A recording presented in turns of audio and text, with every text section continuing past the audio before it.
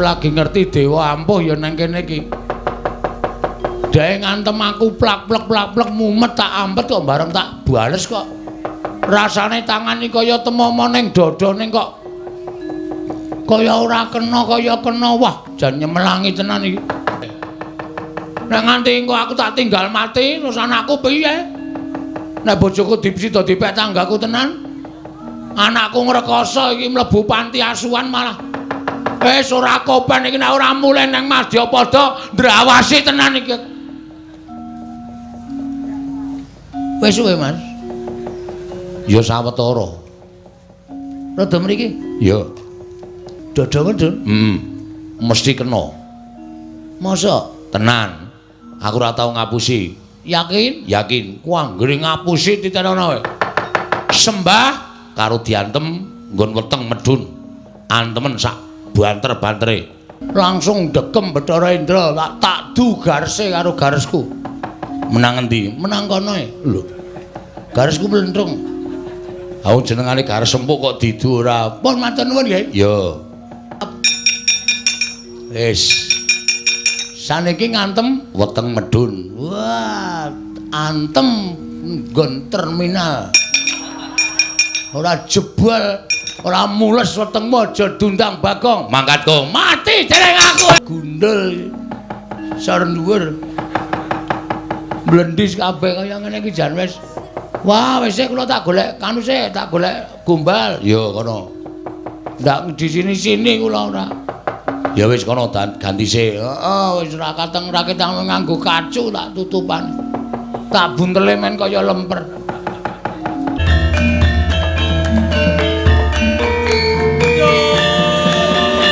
Lho. Maksudnya apa? Aku tok larak tekan tempat kepanasan. Mergo aku nampa dawuh pengendikane iki Wang Pikulu Naroda. Supaya kowe digawa metu nang tempat kepanasan. Lan iki aku nampa dawuh meneh Bagong. Dawuhe apa? Kowe kon bali. Bali nanti? Bali ning jagat. Terus nek aku bali ning jagat, kosik. Aku ki dewa kok kowe ora basa. Oh iya lali sik nang bener. Terus nek pun kula wangsul teng jagat, nek wis bali ning jagat, dasare wis diweni keterangan bapakmu ki sapa. Kowe ora usah mbok terusake nggon menakon karo bapakmu aran para Jawata. Jawata ora ngerti menyang didurunge bapakmu lan bapakmu kuwi sejatine ora ana. Kowe pancen dipuja saka wayangane ya kuwi Siwana Yantaka. As. Jawaban yang sama. Ora bakal menehi pemareming atiku. Terus karepmu piye? Aku pokoke kudu njaluk ketemu karo Bathara Guru. Nek Bathara Guru ora kepareng sarta ora iso ngendikake endi bapakku, ora pantes dadi Bathara Guru. Bathara Guru ki kudu ngerti apa wae. Dheweke iki dadi dewaning para dewa. Kudu ngerti marang kananing titah. Kok dadi tak takoni bapakku kok ora paham. Kaya ngono kok dadi dewa. Ora wangon dadi dewa Bathara Guru. Mula wektu dina iki aku ora nrimake. Nek Bathara Guru ngandhakake bapakku nendi, kayangan tak gawe geger. Lho kusik. Apa kowe wani karo para dewa? Lho wis muni ngene kok dikira ora wani ta iki? Iki wis nekat nek kaya ngene iki. Tegese kowe wani. Wani. Yen wani tegese aku iki kudu peksa karo kowe Bagong. Terus kowe tak candhak, tak uncalake saka Gunung Himalaya ben tiba ning jagat. Kowe bali ning papan dunungmu. Nek pancen iso uncalno, nek ora iso ngapunten lho nek ana dewa kewirangan karo Bagong. Lho, apa kowe wani karo aku? Jane ora ning merga tok warai ya nuwun sewu. Kepeksa kula wani. Yen wani karo aku kene marganing patimu. Nuwun sewu pukulun. Dijajal dewa karo Bagong menang sapa? Iki merganing patimu. Panggawa tak ayoni pukulun.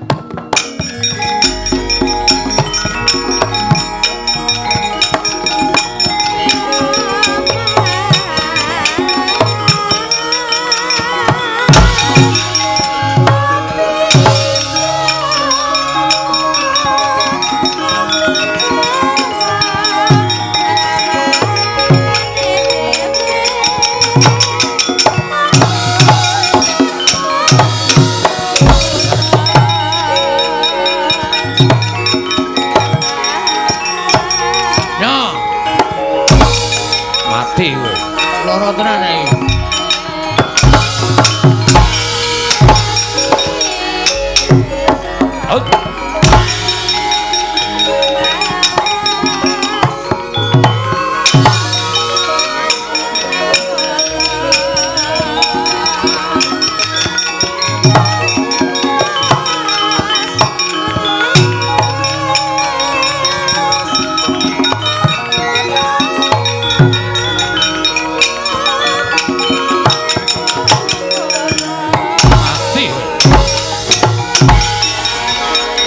Wah, hebat. Ora apa-apa. Weh, ora kena.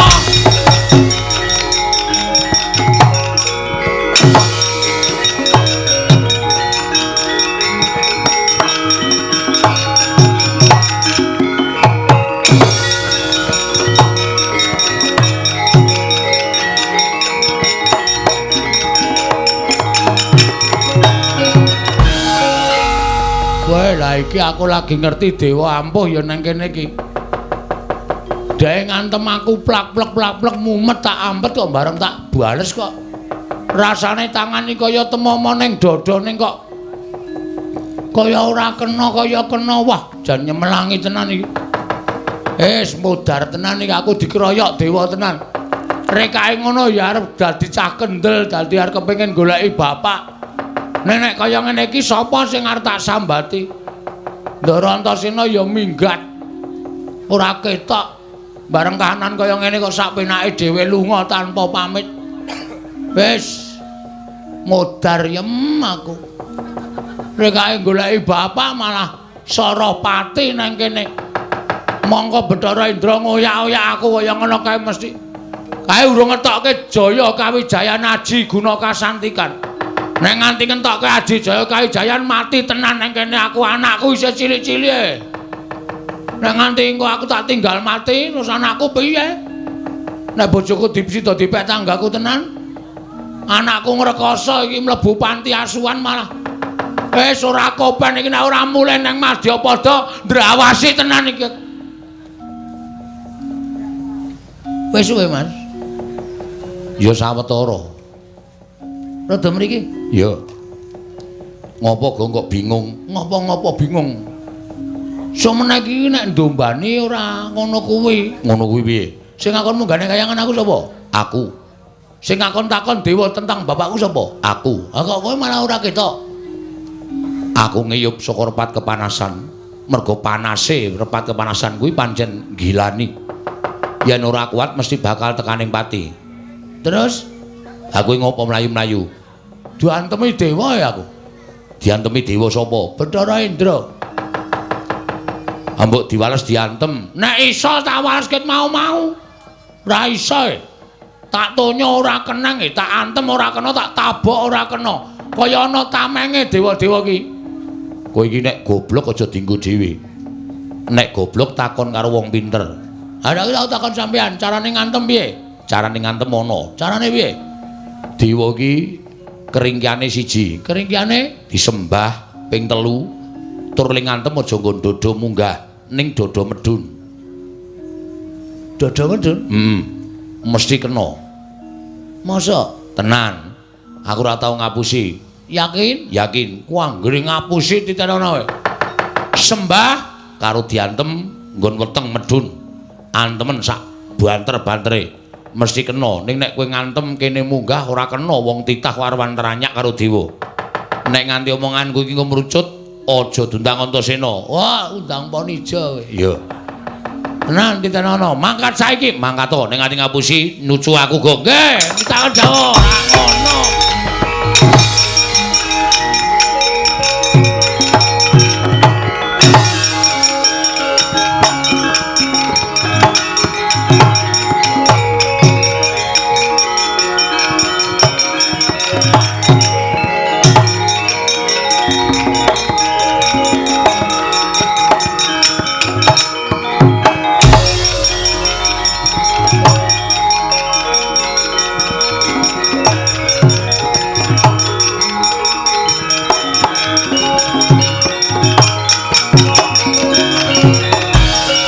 Bagong isih maju isih. Arep ngopo kowe? Mau aku ngantem kowe ra kena Bathara Indra. Saiki urung karuan. Lho. Ayo ketukno kasudebianmu. Ketukno kekuatanmu ora bakal tak tinggal loncat. Aku ora bakal kalah karo kowe. Piye? Ora bakal kalah. Mati dereng aku. Bunuh mati. Wah, cocok.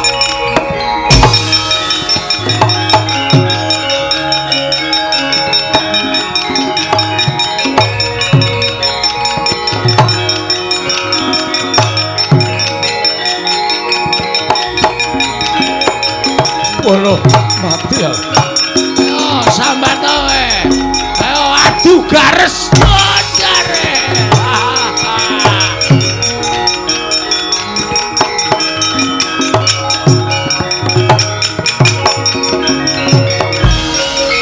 Piye, Gong? Sip. Jos. Wiradalah. Kena tenan tak antem nggon weteng mudhar kowe. Langsung dekem Bathara Indra tak du garese karo garesku. Menang endi? Menang kono e. Lho. Garesku mlentrung. Aku jenengane gares empuk kok didu ora. Pun matur nuwun nggih. Ya. Pokoke nek ana apa-apa kowe wadul aku sing ndombani karo kowe. Siap.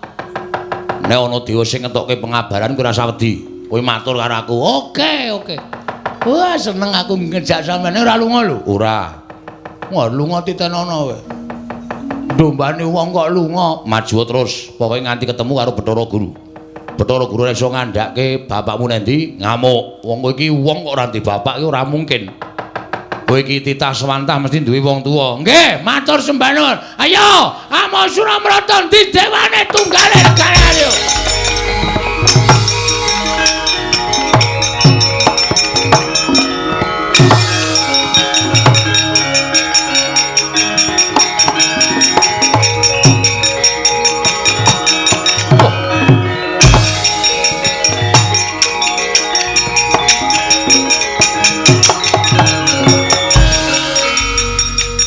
Bagong ngamuk ana ing repat kepanasan. Oh, sapa kowe? Bathara Brahma. Bathara Brahma iki sapa?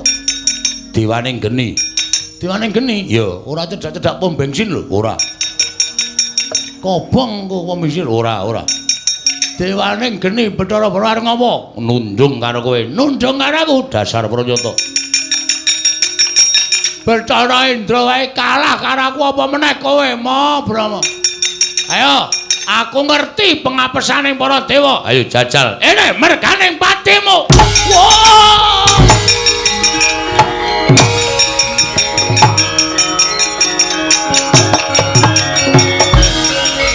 Piye, Gong? Kok ming pisan le iso? Bareng kula ngantem Bathara Brahma ora apa-apa e. Mesti ning sing lali kowe. Sik. Ora e. Ana, mesti ning sing lali, nyembah urung. Wah iya. Wah, lali. Sembah saka kene, ora apa-apa bebas. Ping 3, siap. Wis. Saniki ngantem weteng medun. Wah, antem nggon terminal. Ora jebol, ora mules wetengmu aja dundang Bagong. Mangkat Gong, mati dereng aku e.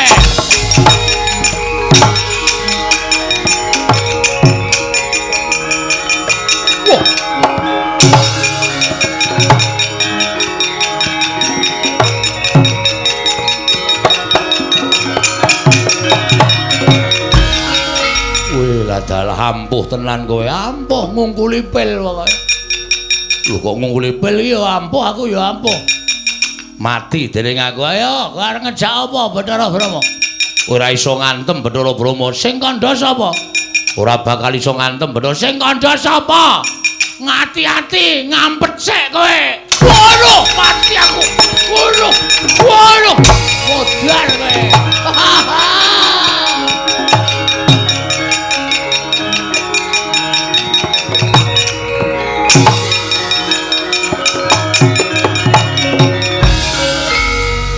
Gulung-gulung Bathara Brahma.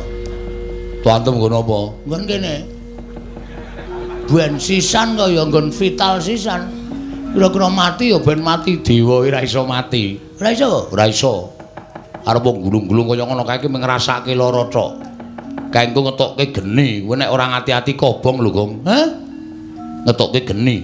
Nek ora ngati-ati kobong. Sembah ping 3 ora mandi.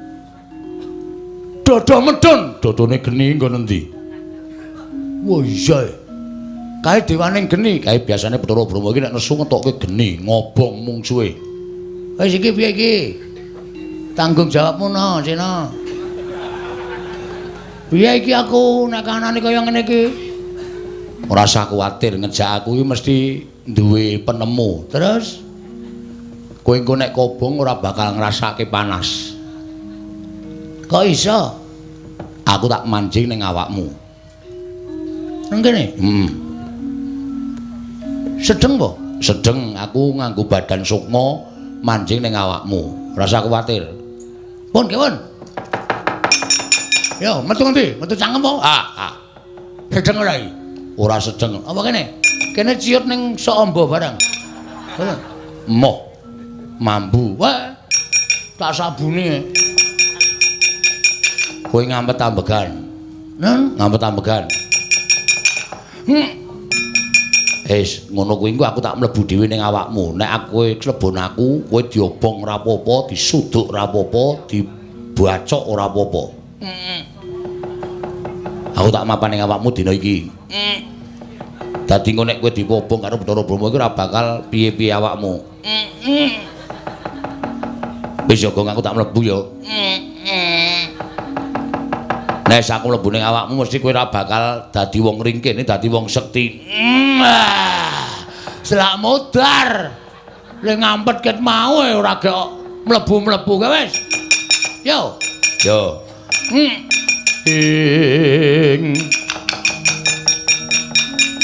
Titiprane manganak anong paricata.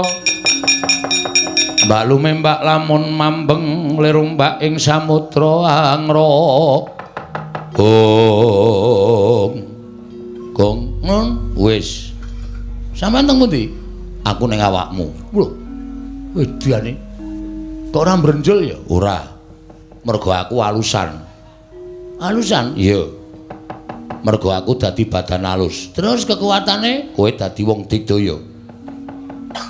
Kula iso napa mawon? Iso. Kowe ditamani geni ora apa-apa. Blebeke nang segara ora mati. Wah lha iki. Wah, pun sampean teng riku mawon mboten sampe metu. Lho. Kula tak dadi wong ampuh sak lawase, aja engko ndak tok nggo pamer, ndak tok nggo umuk. Wis saiki arep ngopo? Kula cobane. Pethoke Bathara Brahma nganggo geni. Nek kula kena geni mati omongane Ndarantasena ming tekan pangucap mau mboten kababar dadi pakarti. Ya wis jajarane ora percaya. Nggih, tak maju alon-alon. Ya kono.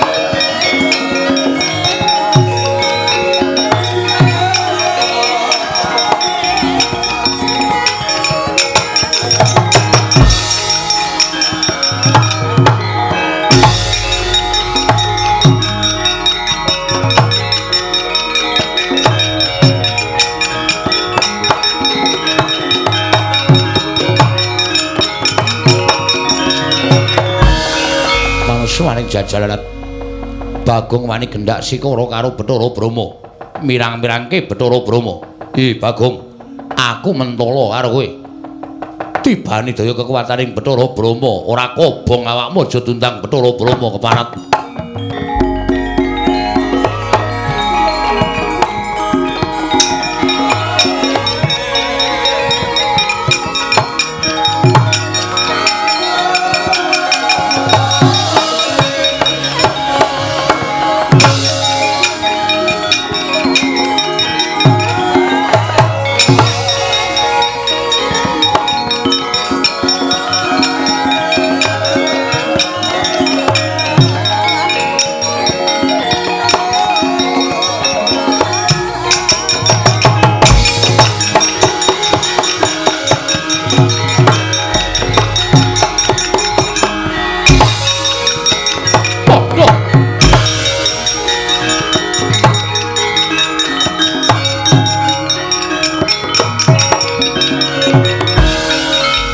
Gleleng tenan.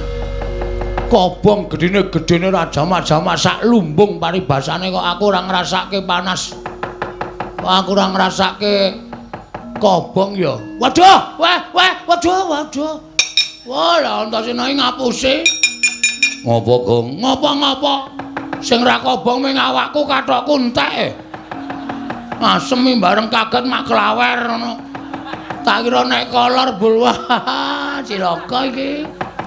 Wis, sampean niku ngomongi sandangamu kobong, ning awakmu ora ngoten. Kathokmu kobong kabeh, kobong kabeh. Waduh, wis jan wis blendis kita. Oh, kobong kabeh. Kok rambut barang ya do kobong. Meng kulit tok sing ra kobong. Ha iya. Rambutmu kobong ning kulitmu ora ngrasake panas. Waduh, gundul. Sar dhuwur. Blendis kabeh kaya ngene iki jan wis. Wah, wis kula tak golek kanu sik, tak golek gombal. Ya kono. Ndak di sini-sini kula ora. Ya wis kono ganti sik. Heeh, wis ora kateng ra ketang nganggo kacu tak tutupan. Tak buntele men kaya lemper. Wis ben luweh. Ayo terus go ngamuk terus. Ngamuk Suramrata, Jamrata. Imbang yen padha-padha. Dewa sapa wae maju mesti tak rampungi nek urung Bathara Guru ngandhake sapa bapakku sak tenan.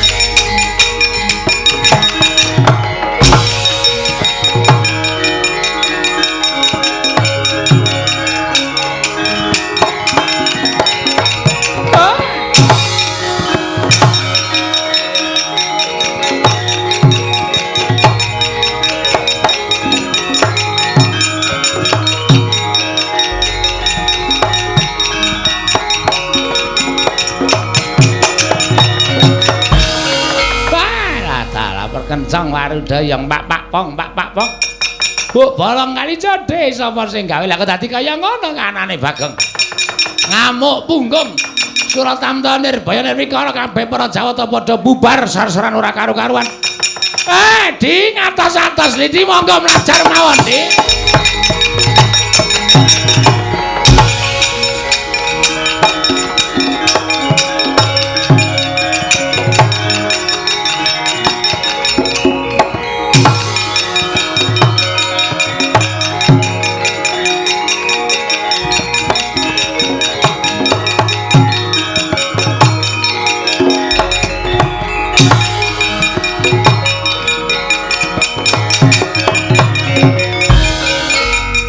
Carian putra lamun ngawekasan yeka wisanggeni maya Wisnu Pratenta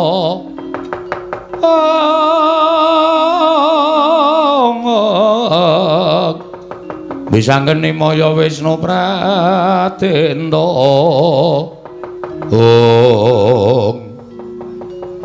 Bathara Guru mlayu Eden. Lah sirmu piye? Arto oyak terus apa mandeg tekan semene nggone goleki karo bapakmu. Nek cara aku lho, Gong. Nek aku aja nganti mandeg tekan semene nggonmu goleki karo bapakmu ya ditenani. Nek Bathara Guru mlayu ki ateges janjane Bathara Guru ora ngerti bapakmu ki sapa. Lah nggih. Ning tak pikir-pikir niki suwe-suwe kriwikan dadi grojokan geguyon dadi tangisan. Waune kula mung rembugan karo sampeyan ming jagongan.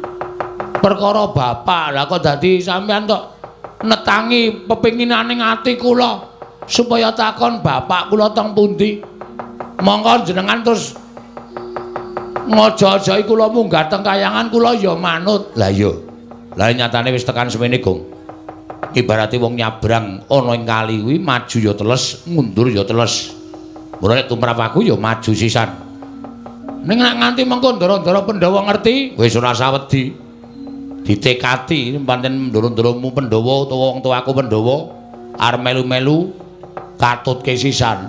Wah iki toke sampeyan ngojo-ojoki ning kaya ming mbombong kula ora mbombong ki tenanan. Sampeyan bantu tak bantu. Aku metu saka awak kula, ya aku tak mlebu.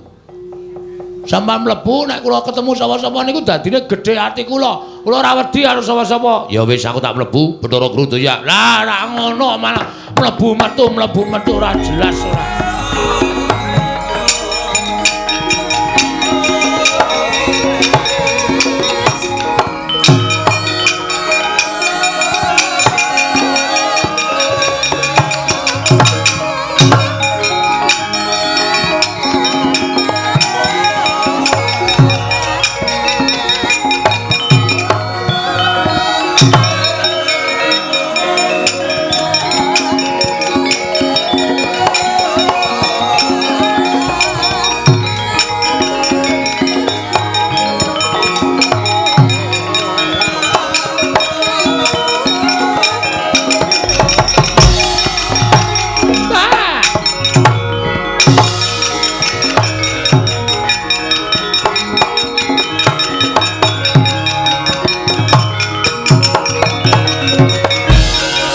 Kakang Narada kados pundi? Ah, pun geger mboten kanten-kantenan.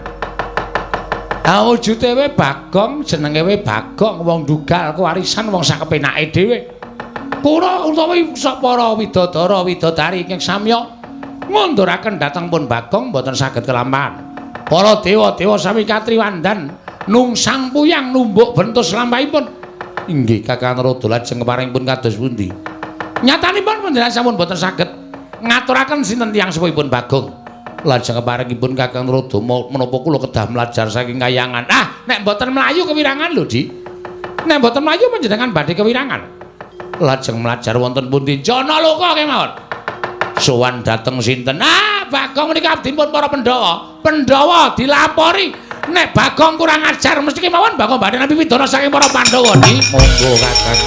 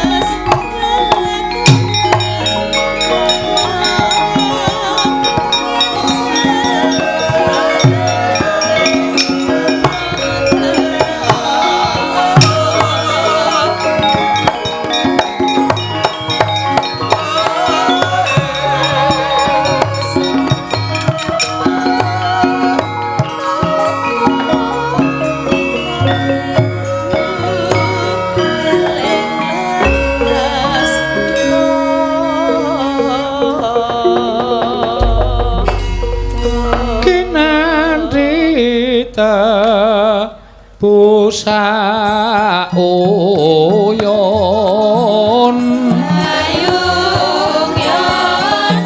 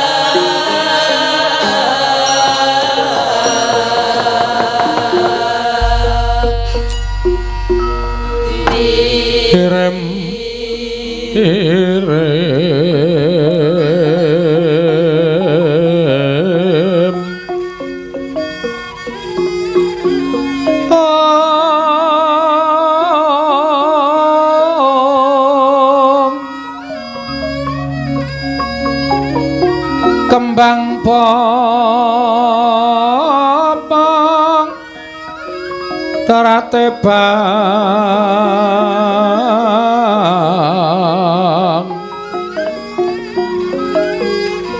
rerayungan longma lengkung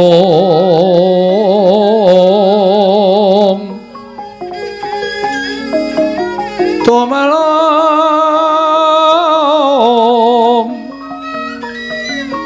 rumambat wit lian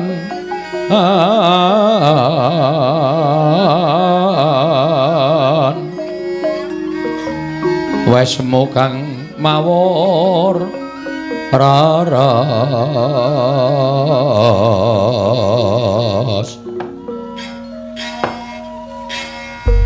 nunamit pasang Kalimantabi pinebina ing lho duni dumawaing tawang tuwang Rama Pukulun Sarawa Paduka wonten ing kayiwangan ngalang-alang kumitir ingkang putra pun Sang Hyang Tunggal kula ngaturaken sembah pangabekti kula kunjuk Rama Pukulun Ong Mastu Nama Sidam Sekaring Bawana Langgeng iya kulup Atmaja Ulun Bathara Tunggal kita ngaturake bekti kelawan panjenengan ulun wis ulun tampa karya bombong bilawaning penggalih ulun ora liwat pangestu ulun tampanana kula pun dinggo jimat paripe dayaning ing kasantosan ndadosaken kagiat sotaning manahipun ingkang putra pun Bathara Tunggal Pukulun dene Paduka Rama Pukulun ning Ndarandir Bawana kepareng tedhak wonten ing kayiwangan ngalang-alang kumitir mlayu dipun parengaken ingkang putra Cemadong dawuh Pukulun menapa badhe paring pidana dhateng ingkang abdipun Sang Hyang Tunggal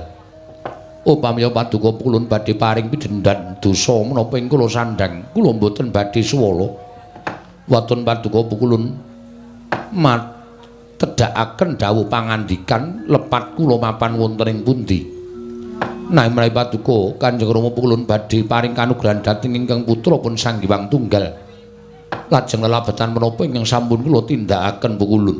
Om Mastu Nama Sidam Sekaring Bawana langgeng tunggal wonten timbalan. Yekti jagat horeg krana solah bawane atmajaning Siesmaya ya kuwi Panakawan ingkang aran Bagong ingkang saknyata dina samengko gawe geger kayiwangan Suralaya.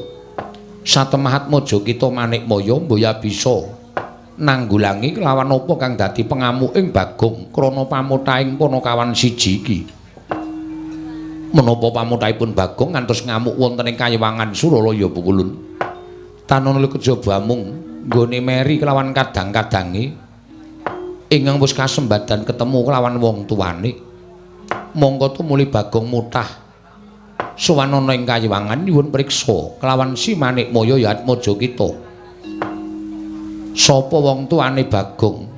Mula tunggal dina samengko gandeng kita ingkang wis nyipta kelawan dumadining Bagong ana ing alam padhang ya kuwi sarana wayanganing Si Ismaya duk nalika nyuwun ruwang nggone urip ana ing alam jagat raya bebarengan kelawan Atmajakita ya kuwi Catugara ya Tejamaya ing nalika semana uga kita paringi ruwang kang aran Sarawita dumadi saka napsuning Si Tejamaya.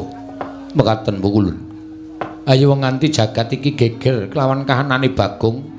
Mula tunggal kita ulun tuding minangka dadi wakil ulun mudhuna ing jagat tentremna jagat saisine.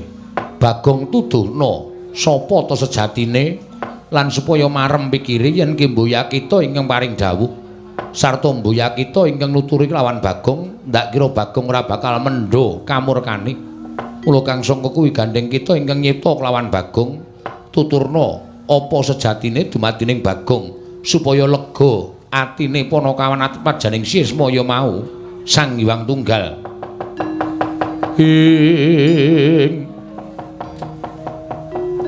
Yana tewaya nuntuna wong aprang kasangsaran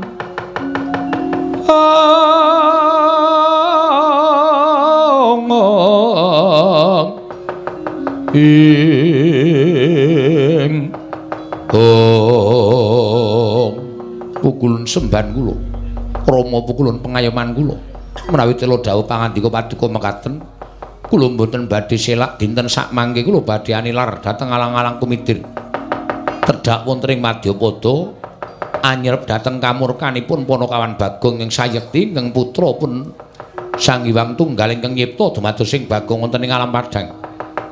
Surti ati-ati duga-duga diga mesake lawan Majakita Si Manikmaya ingkang sejatine wis mblabarake apa ta dumadining Bagong nanging Bagong mboya percaya. Pengajaping Bagong mung siji. Amung dewa ingkang wis nyipta kelawan Panakawan kang aran Bagong mau ingkang paring pituduh ingkang sejatine niki ngestakaken dawuh. Menawi ngaten kelaron kula nyuwun pamit madal pasilan. Mandhap saking alang-alang kumitir jumujuk wonten ing Madyapada. Ulun kundur ing Kundaran Dribawana sembah kula ingkang derekaken Jengkar Paduka Hyang Adi Pukulun.